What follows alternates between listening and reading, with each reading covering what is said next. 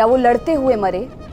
जी बिल्कुल, वो लड़ते हुए शहीद हुए, अमर प्रशंसा के योग्य एक शानदार लड़ाई लड़ते हुए।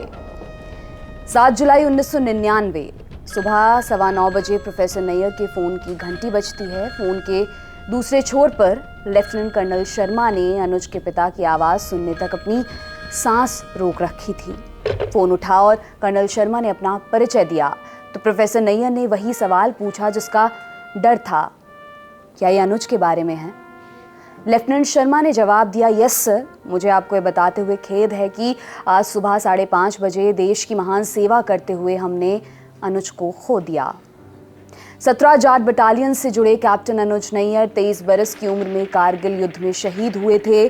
ऑपरेशन विजय की उस क्रूर रात में उन्होंने अपनी जान के बदले भारत की जीत की नींव रख दी थी। उन्हें द्रास का टाइगर कहा जाता है क्योंकि लगभग 1 महीने तक कैप्टन अनुज नैयर और 17 जाट बटालियन के जवान चट्टानों से भरे द्रास सेक्टर के अलग अलग टोही अभियानों पर गए, जहां कारगिल में पाकिस्तानी सेना ने अपना बेस बना लिया था। पिंपल 2 नाम की एक दुर्गम चोटी को अधिकार में लेने का काम उनकी सी कंपनी को सौंपा गया था। जब कंपनी कमांडर युद्ध में गंभीर रूप से घायल हो गए और उन्हें वहां से निकालना पड़ा तो सेकंड इन कमांड नौजवान अनुज ने सी कंपनी की बागडोर संभाल ली। मात्र 23 साल के इस जवान लड़के को अब लीड करना था।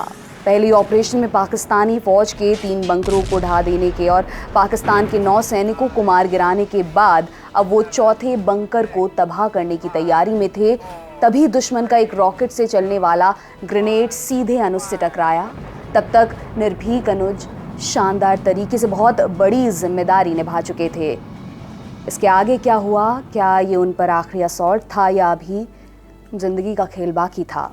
नमस्कार, मेरा नाम दिव्यांशी सुमराव है और किताबों से जुड़े हमारे डेली शो किताबी बातों में आपका स्वागत है। आज की किताब है द्रास का टाइगर। हापर कॉलिंस से आई इस किताब को कैप्टन अनुज की मां मीना नैयर और हिम्मत सिंह शेखावत ने मिलकर लिखा है। मीना दिल्ली स्थित दिल्ली यूनिवर्सिटी से लाइब्रेरियन की पोस्ट से रिटायर्ड हैं, वहीं हिम्मत सिंह शेखावत शहीद परिवारों की कहानियां लिखते रहे हैं। किताबी बातें में आज इन्हीं कैप्टन अनुज नैयर की कहानियां होंगी। बचपन में थोड़े शांत स्वभाव के अनुज की कहानी उम्र के साथ लगातार खुद को बेहतर करते जाने की है। एक शांत गंभीर बालक से एक विद्रोही किशोर की, एक जोशीले एथलीट से जिम्मेदार कैडेट की, फर्ज से बंधे एक सैनिक से एक सम्मानित अफसर की और एक बहादुर प्लाटून कमांडर से कुशल योद्धा की। किताब में अनुज के स्कूल के दिनों का एक किस्सा मिला। गणित के टीचर अनुज से नाराज थे, कारण अनुज कभी क्लास में नहीं आते। वे नाराज होते हुए उनके पिता से शिकायत करते हैं, नैयर साहब, मैं अब यह और बर्दाश्त नहीं कर सकता। ये या तो वॉलीबॉल खेलता रहता है या अपने कज़न के साथ घूमता रहता है, मुझे डर है ये फेल ना हो जाए। अनुज अपने पिता को प्यार से पॉपिन कहते थे, तो पॉपिन ने सब सुना, मगर वो जानते थे कि उनका बेटा फेल होने के लिए नहीं बना है। उनकी मानसिक मजबूती का एक और किस्सा हमें किताब में मिलता है।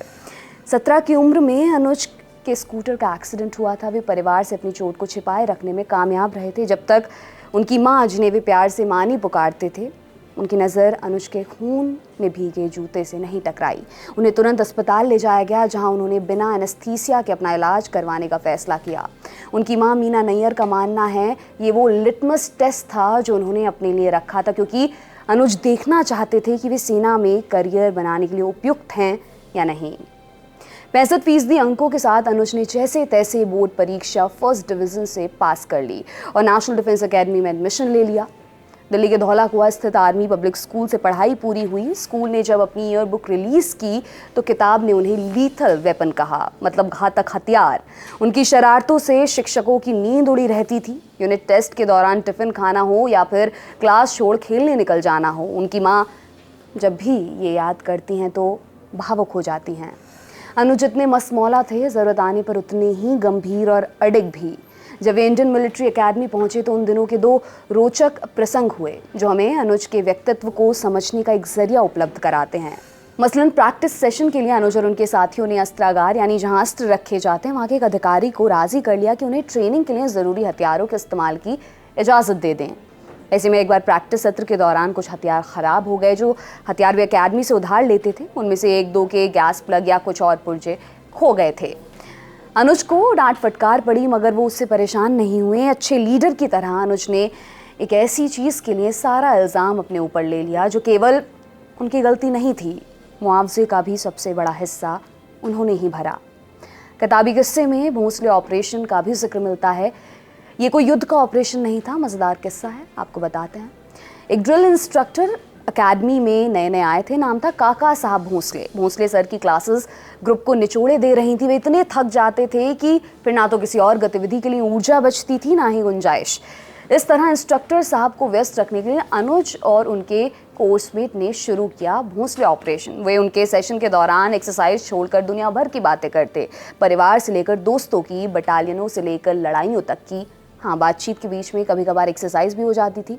ऐसा नहीं था कि भोंसले सर को ये बात पता नहीं थी, पर वे जानते थे कि उनकी क्लास को थोड़ी सी तनाव मुक्ति के लिए इस्तेमाल करने के पीछे कोई दुर्भावना या गलत मंशा नहीं है। उन्होंने तो आखिर में ग्रुप से एक दिन कह ही दिया था, तुम लोगों ने मेरे को बुद्धू बनाया। मगर ये कहते हुए उनके होठों पर मुस्कुराहट थी। किताबी बातों के आज के अंक के उत्तरार्ध में आते हुए मैं आपको एक चिट्ठी पढ़वाती हूँ। अपनी माँ को लिखे खत में अनुज ने दर्ज किया था, अपने बेटे के सेना में जाने को लेकर चिंता करना छोड़ दीजिए, वो इसी के लिए ही बना है।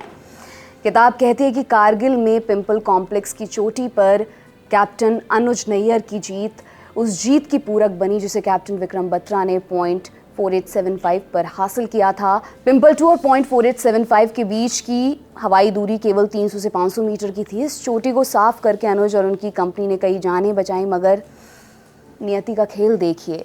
अपने समय के दो महान योद्धाओं कैप्टन अनुज नैयर और कैप्टन विक्रम बत्रा ने देश के लिए एक ही दिन युद्ध किया और एक ही दिन शहादत दी।